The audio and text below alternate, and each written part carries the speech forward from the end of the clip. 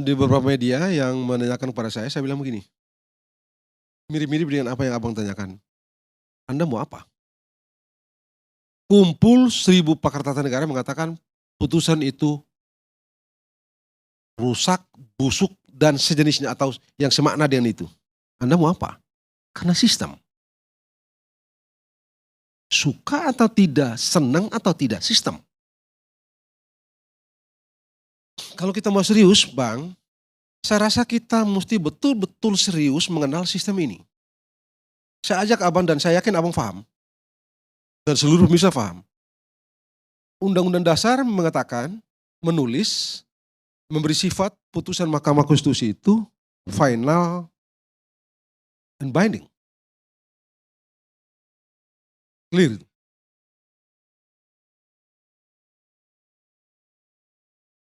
Apa yang mau Abang kenali dari norma final dan mengikat itu?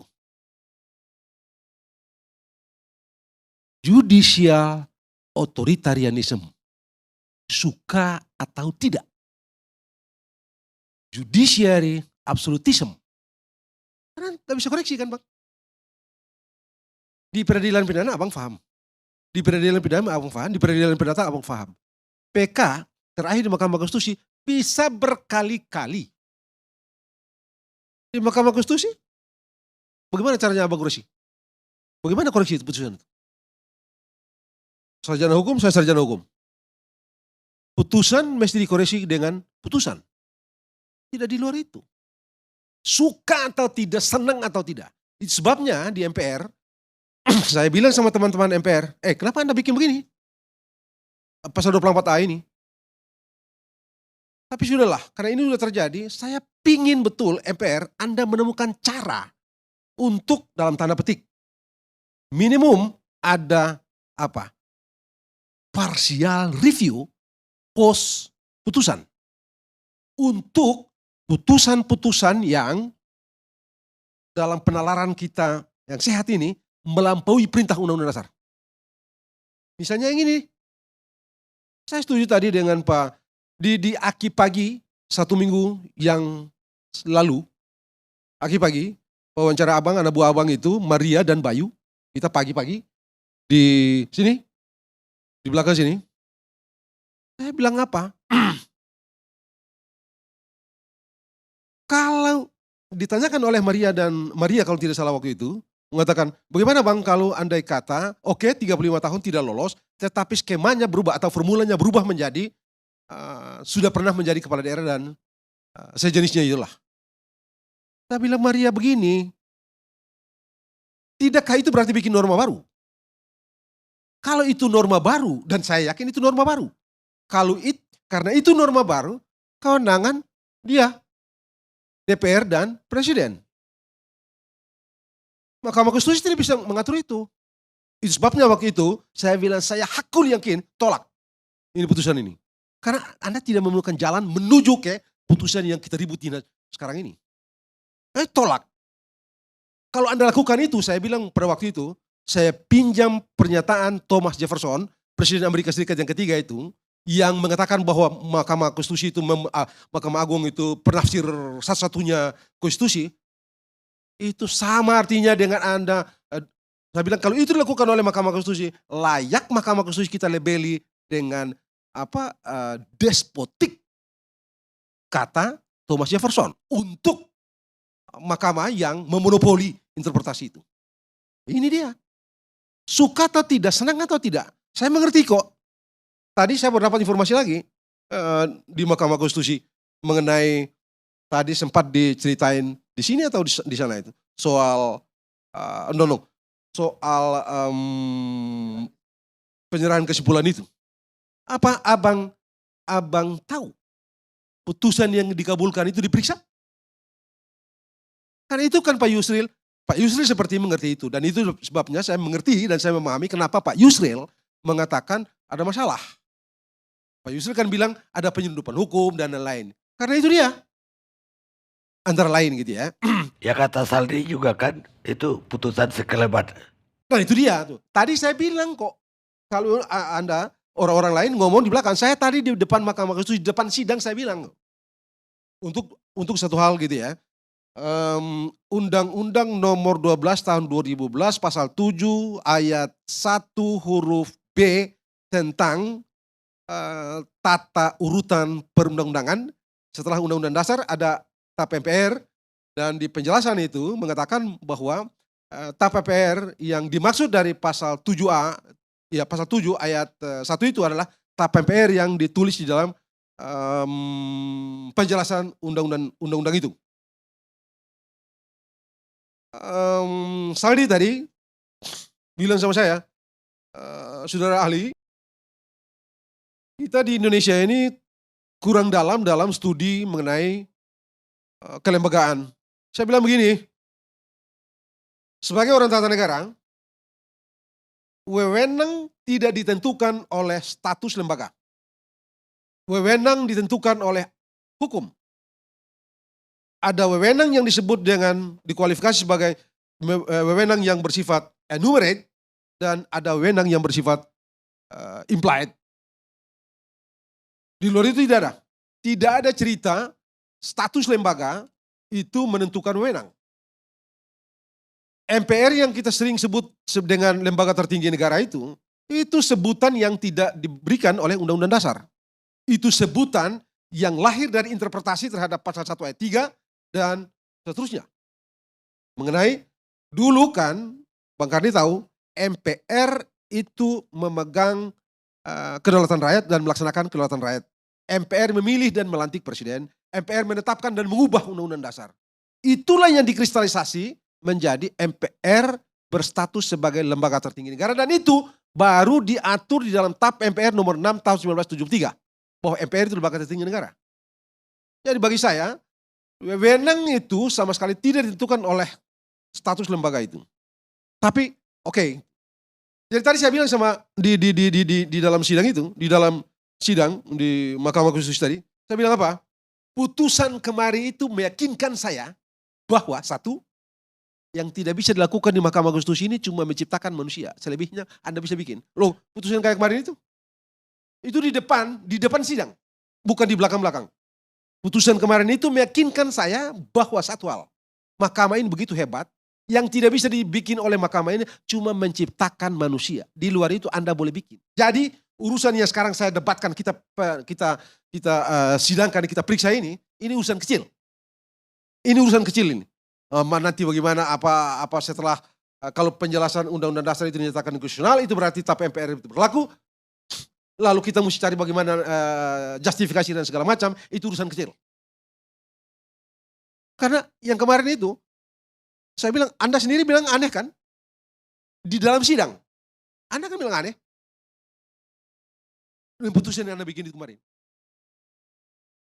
Dan jujur saja, Bang Karni, selama ini saya awali setiap kali sidang itu dan memanggil mereka yang mulia.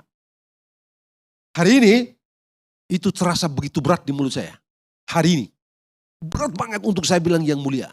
Jadi saya panggil sudah, tapi ya karena mereka pejabat teman-teman lebih tua dari saya dan segala macam yang lain itu, jadi saya panggil aja mereka yang terhormat.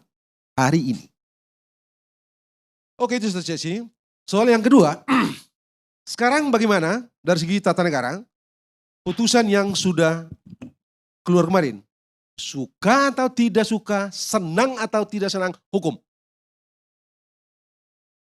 Suka atau tidak, senang atau tidak, hukum. Mau apa?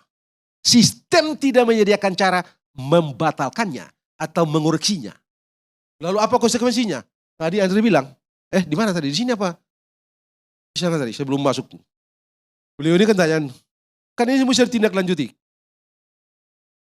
Tadi saya rasa yang mau dibilang adalah, kan mesti dibikin PKPU ini untuk mengubah.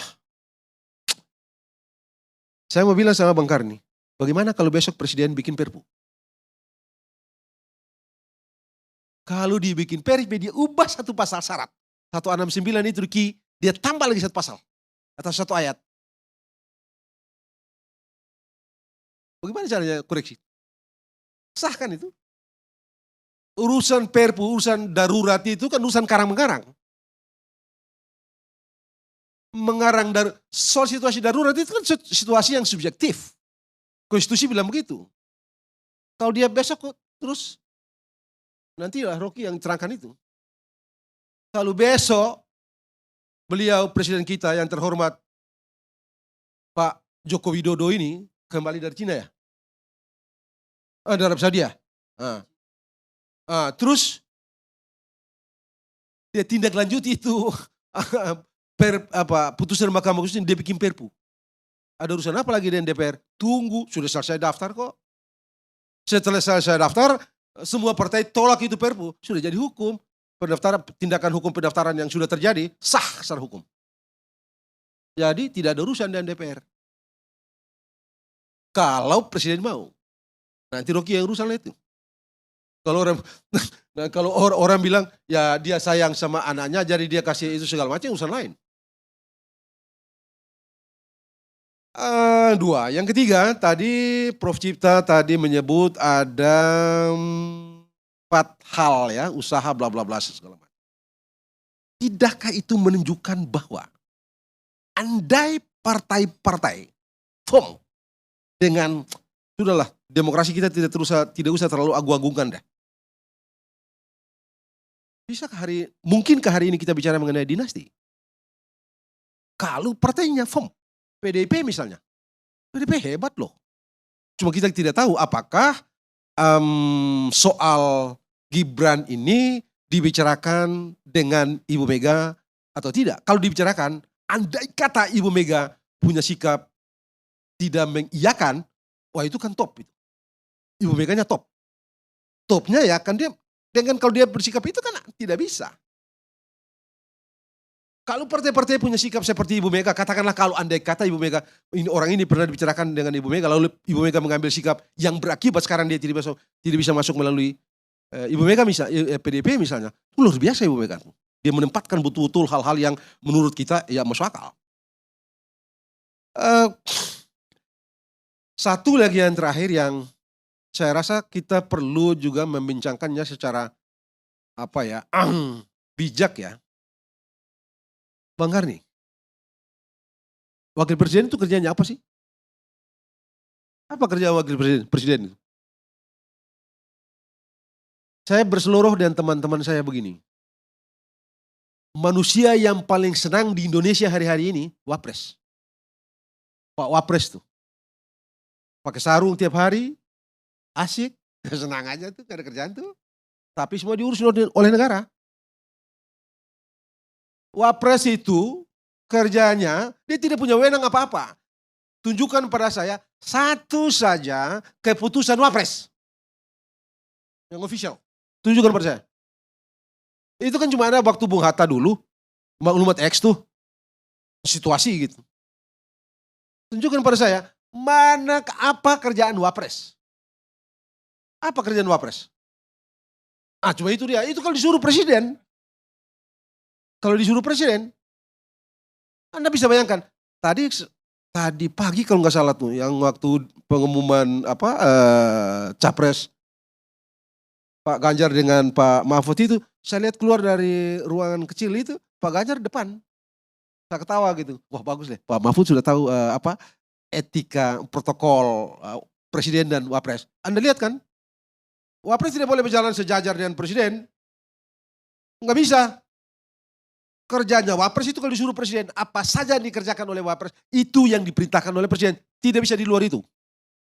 Suka atau tidak, senang atau tidak. Satu-satunya yang diperlukan oleh Wapres ini adalah, yang kita perlu Wapres ini jangan sampai presidennya mati. Kalau dia mati di tengah jalan. Itu yang, Prof. Cipta, itu yang dipikirkan oleh orang yang menemukan jabatan Wapres ini. Itu dibicarakan di Philadelphia Constitutional Convention 1787. Perdebatan di Philadelphia Constitutional Convention di Amerika Serikat itu mulai dari 17 Mei sampai 17 September 1787. Tahu nggak? September awal itu orang bicara jabatan Wapres. Itu disamakan dengan putra mahkota. Dengan pertimbangan, karena tadinya kan jabatan presiden itu jabatan tunggal. Kewenangannya dipusatkan, dikonsentrasikan sepenuhnya pada presiden. tidak dibagi, tidak didistribusi. Itu presiden. Jabatan tunggal. Disamakan dengan Raja George III di Inggris. Nah kalau kita ciptakan, kita ini tidak mau mengulangi praktek kerajaan absolut di Inggris. Kenapa kita ciptakan jabatan itu? Kata Randolph. Ini bahaya kita hidupkan lagi monarki. Itu sebabnya mereka menyifatkan presiden itu dengan jabatan tunggal dan seluruh kekuasaan yang konsentrasikan pada dia. Ini sama dengan kita bikin the fetus of the monarchy, bayi monarki. Lalu tapi itu yang diperlukan karena pengalaman di negara bagian kalau parlementer celaka. Jadi harus ditaruh biar efektif. Tapi bagaimana kalau dia mati lagi berkuasa terus mati? Terus bagaimana kita? Bikin putra mahkota, analog dan putra mahkota. Jadilah jabatan wapres itu. Sebabnya dia nggak ada kerjaan. Kawan ini, si wapres ini nggak ada kerjaan. Jadi kalau dia tidak ada kerjaan, kenapa juga kita pusingkan dengan Tuan Gibran ini, anak kecil ini? Karena kalau kita pusing dia tidak ada. Ya kita takut memang jangan sampai Pak Prabowo, tentara ini jenderal bintang 3 ini, sudah bintang 4 sekarang. Bintang 3 ini dia sakit terus bagaimana kita nggak tahu kan urusan Tuhan ini. Andri juga nggak mau berdebatkan soal itu. Itu aja sebenarnya. Kalau wakil presidennya mati gampang. Tidak pengaruh dengan penyelenggaraan pemerintahan. Tapi kalau presidennya incapacity dalam istilah teknis undang-undang dasar, wapres menjadi presiden. Suka atau tidak, senang atau detik itu juga harus lantik jadi presiden. Di situ itu masalah kita. Itulah faedah dari tadi Bang Karni men-challenge Andri. Anda tadi menyebut anak muda. Riwayatnya bagaimana? Di Aki Pagi minggu yang lalu itu, saya bilang dulu kita punya anak muda yang namanya Soekarno, umur 25 tahun, 26 tahun, ya. Sudah pikirkan bangsa, sudah punya mimpi bangsa ini yang hari-hari ini. Kita pernah punya kita mengenal satu bangsa Indonesia, satu bahasa Indonesia, satu tanah air Indonesia. Dari siapa? Anak muda yang namanya Yamin. Umur berapa tahun? 20 tahun sekian. Kita punya Pak Natsir, kita punya Perdana Menteri yang muda, 36 tahun. Tapi orang yang sejak saat sudah punya pikiran, punya mimpi dan segala macam. Syahrir. 36 tahun jadi Perdana Menteri. Di situasi yang begitu kacau. Bikin sampai kita sampai di sini. Dengan semua yang mereka berikan itu. Jadi di titik itu memang saya mengerti kok. Tadi Bang Karni bilang Rasulullah 40 tahun. Al-Fatih, Muhammad Fatih menundukkan Konstantinopel. Umur berapa? 21 tahun. Yang bikin konsep presidensial. Ya konsep presidensial atau menemukan sistem presidensial. James Madison, 27 tahun. Alexander Hamilton yang bikin undang berapa tahun? Waktu jadi Menteri Keuangan pertama di Amerika Serikat, 32 tahun, 33 tahun. Yang bikin American National Bank, 35 tahun. Begitu banyak pikiran dia yang dipakai sampai sekarang. Misalnya tadi itu implied power, kemudian executive privilege, anak muda memang. Cuma memang mereka terlatih berpikir imajinatif, berpikir melampaui zamannya. Kawan kecil Katu ini, bagaimana? Itu juga jadi soal memang. Itu juga, tapi ya sudah, cuma dia kan gak ada kerjaan nih. Wapres kan tidak ada kerjaan kan, Bang Karni? Ya tapi kan ada yang dikhawatirkan tadi. Itu memang itu ya kita perlu pikir ada juga. Pertanyaan saya satu. Tahun 2003 kali. Saya menggugat ke MK. Menggugat undang-undang penyiaran. Dan ketua MK waktu itu Jimli. Itu Mahkamah Konstitusi tidak boleh menambah satu kata pun. Dia hanya boleh mencoret kalau itu tidak sesuai dengan undang-undang dasar. Tapi tidak bisa mengganti itu. Mengganti itu harus DPR lagi. Lah ini sekarang saya bingung. Kok bisa bikin kalimat sendiri? Nah itu dia. Itu dia yang saya rasa. Ini yang kalau kita belajar ilmu hukum ini ada yang disebut dan unintended expected. Ada yang tak terbayangkan pada waktu bikin undang dasar, yaitu final dan binding itu tadi. Jadi karena tidak ada yang bisa dikoreksi, saya sudah bikin aja. Begitu selesai mau apa? Yang ini nih. Itu yang tadi saya bilang itu yang mengikat putusan Mahkamah Konstitusi bersifat final dan mengikat. Itu yang tidak dicermati konsekuensi tak terlihatnya. Akhirnya dalam penerapan kayak begini kan. Yang tadi Bang Karni itu memang tidak bisa. Bahkan saya cukup yakin Bang Karni paham. Di Inggris itu tidak ada juga, tidak diberikan kewenangan kepada pengadilan untuk menguji undang-undang. Karena John Locke bilang apa? Sialan kalian 9 orang, tidak dipilih, sementara undang-undang itu adalah kristalisasi dari kemauan, kedaulatan rakyat. Anda yang tidak dipilih ini kok Anda ubah itu undang-undang? Tidak bisa. Karena itu mereka tidak diberikan kewenangan menguji. Ini kita bukan cuma uji, bikin. Kan kacau tuh. Dan ini kacau memang. Tapi ya itu dia tadi, makanya saya rasa, menurut saya kita mesti serius di masa yang akan datang. Itu kita mesti pikirkan ada mekanisme alternatif untuk mencegah yang begini-begini ini. Sebab suka atau tidak, secara akademik dapat kita sebut sebagai judiciary authoritarianism atau judiciary absolutism. Yang kayak begini ini, kita ditindas dengan aturan. Aturan ini mau apa? Saya mau tanya, hukum tidak, sistem tidak menyediakan cara untuk menjinakkannya. Jadi, sudah bikin aja. Makanya tadi saya bilang, satu-satunya putusan Anda yang kemarin itu meyakinkan saya bahwa yang tidak bisa Anda lakukan cuma satu, ciptakan manusia. Selebihnya Anda bisa bikin. Baik, terima kasih.